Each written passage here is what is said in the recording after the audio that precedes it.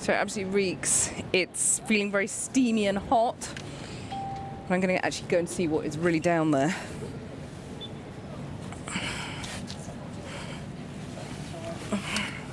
Okay. Plenty of time. Okay. You're about halfway now. Right, okay. Not far at all, so about 4 more steps and you'll be on the ground. But actually the smell gets better the lower you go. Yeah, someone else said that. It's very strange. Very weird. So behind me, water is supposed to be flowing completely through these old Victorian sewers, but it's blocked by this congealed fat and bits of baby wipes, tampons, you name it, all the stuff we chuck down the sink and chuck down the toilet. It's all built up in this great big mound, which is stretching all the way along underneath this Soho street. So this is the beginnings of a fatberg. And if you just have a peek around, you can see there's a bit of a tampon string there. There's a bit of a, there you go, bit of a wipe here. Look at these. That is what is causing this fatberg. Down there is a big fatberg forming, and that is why these baby wipes, they're being chucked down the toilet. See if you hear, it's totally solid. Pick it off, it's like consistency of chalk. Don't do anything. There's all sorts of, someone's dropped a bracelet down here. Can you imagine flushing a bracelet down a toilet? And as I'm stirring it up, it's beginning to stink. But this is completely solid.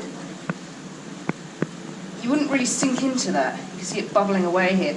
And I can hear further down there, the water's flowing, and that's what it should be like all the way along. If you look up that way, these big blobby mounds are just growing into this fatberg. So this fatberg, as we call them, is made up of cooking fat, oils and greases that get put down the sink, and it's congealed with wet wipes, cotton buds, sanitary towels, condoms, all that other stuff that gets put down the toilet that doesn't break down like toilet paper would do, and it all congeals together into one sticky lump, and that's what we're going to show you, yeah. And you've got the water forcing itself through, and it's a bit like the snowball effect. So where you know, if you roll a snowball, it keeps getting bigger. All the fat that's flowing past is just sticking to the other fat, and it just keeps getting bigger and bigger until it will completely block. So that is a big congealed lump of fat that's been flushed down. Well, sorry, not flushed down. It's been washed down people's sinks from businesses and homes, and it goes down the sink, goes through the U-bend, and as soon as it sets in the sewer, it goes rock hard, and it congeals and it attracts other fat and wet wipes and other things, and it builds up into this big raft that we can see here, and you get the big lumps like that we call the fatbergs. And this is, at the minute, it's been growing for a couple of years. We were last here 2 years ago cleaning it out, and this has come back in the last 2 years, so we'll be back shortly to clean it all out again.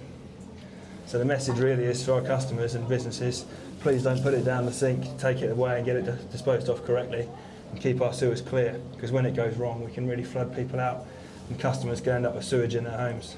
You can either break it up with shovels and do it by hand, which can be quite dangerous and cause some nasty gases, or these days we prefer to use our jetting machines, and we use high pressure water jets to pull the fat back towards us, and then we suck it out using these big lorries and suction hoses and tankers to take that fat away to be disposed of, leaving the sewer nice and clean.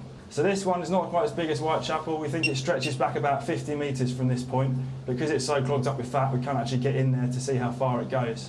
So it's about 50 metres. Where we are now, it's about 1.5 foot deep of fat. You'll see that it's actually about 3 foot deep in pure fat. So it's going to take some time and effort to clear out.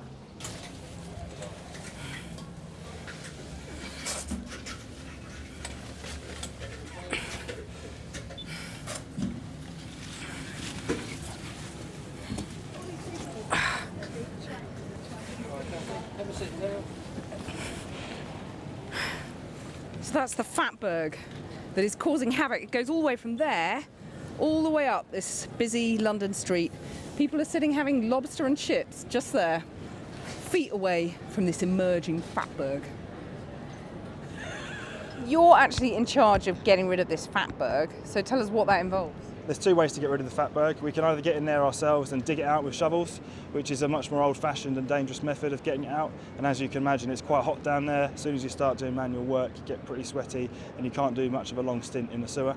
And the other method, was more modern, is using our high pressure water jetting. So you see the big tankers and the lorries going around with the Lanes and Thames Water logos on, and that's what we use for cleaning sewers. So high pressure pulls the fat back towards us, and then you have a big suction hose like a big hoover that sucks all that fat back up into the back of the lorry, and then we dispose of it at a licensed disposal site. Well, I mean, really, how dangerous is it down there? I mean, it's just a hole with a ladder. It really is quite dangerous. So one of the big problems with sewers is the gases you get. So we have a gas called hydrogen sulfide, which is toxic. It can cause you to basically pass out and poison you. We have methane, which can be explosive. So we have to be careful about naked flames and electronic equipment and things in the sewers. And you also have a lack of oxygen.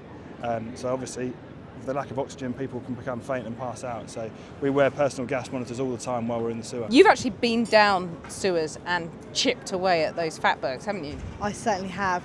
I see things that nobody else sees. So I see architecture that's below ground that is just not visible to other people. So I'm really lucky in that respect that I get to see some things that people will rarely have the opportunity to see. So you like the sort of secrecy of it, that there's this underground subterranean network? So it's like an underground M25. There's roads, there's networks, there's little tunnels leading off to strange places.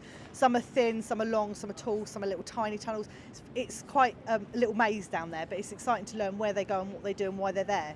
I found a bracelet down there. I mean, what's the most bizarre thing you've found down a sewer?